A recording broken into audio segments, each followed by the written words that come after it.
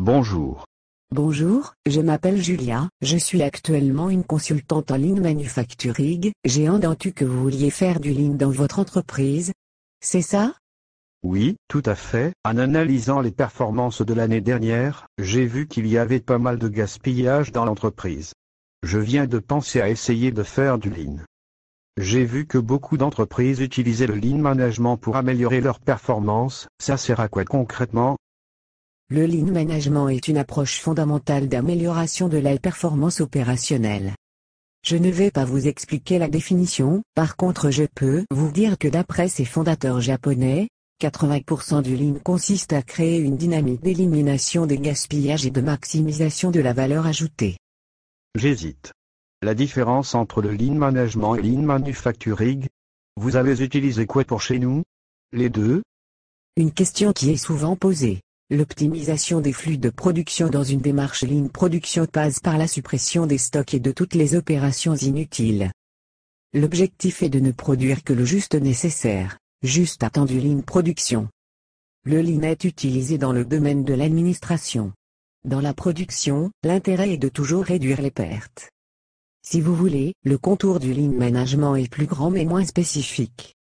Tous les deux sont l'ensemble des méthodes qui nous permettent de réduire la durée, d'augmenter la productivité, d'optimiser la qualité. Et bien sûr la plupart des outils sont utilisables pour les deux. Par exemple le 5S, SME, Kaizen. Donc pour votre entreprise, on va plutôt utiliser lean production. Vous m'avez parlé de production juste à temps, qu'est-ce que ça veut dire? Le juste à temps est une méthode d'organisation et de gestion de la production, propre au secteur de l'industrie, qui consiste à minimiser les stocks et la production.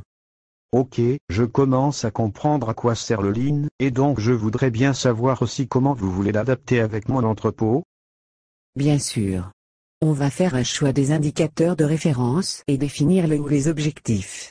Ensuite on doit chercher les causes des gaspillages. Cette étape consiste à communiquer avec les chefs d'équipe et aussi les opérateurs. Pour la suite, un plan doit être élaboré et un suivi strict des réalisations. Par exemple la VSM. D'après tout ça, on arrive à l'étape d'évaluation, on va évaluer des effets grâce à l'évolution des indicateurs. On va répéter cette démarche plusieurs fois. À la fin on fera le bilan et la conclusion, on va présenter aussi le résultat. C'est une procédure globale, et suivant les différents cas, on aura des modifications à faire. C'est clair pour vous? Bien sûr je vous expliquer tout ça en détail pour la suite. J'ai entendu la VSM, c'est un outil pour quoi faire? On peut utiliser ça ou pas? VSM Value Stream Meta en anglais, un outil de cartographie descriptive de flux. VSM sert à visualiser le flux de création de valeur dans le but est de garder maximum de les parties qui créent les valeurs ajoutées et éliminer les parties gaspillage. Pour votre entrepôt, ça va être performant. Ok, merci beaucoup, et là j'aimerais bien savoir où est-ce que je dois faire attention si je vais utiliser le lean. Vous devez savoir, faire le lean n'est pas simplement d'utiliser les outils, l'intérêt du lean est aussi un esprit. C'est-à-dire, la suppression du poste n'est pas le but. L'intérêt est qu'en analysant ce qu'on a, on propose les outils pour un changement, si vous voulez c'est pour ça qu'on l'appelle aussi l'amélioration continue. Merci beaucoup de votre explication, je vous tiens au courant pour la suite. Je vous en prie, je vais vous envoyer les documents du lean. Au revoir. Au revoir.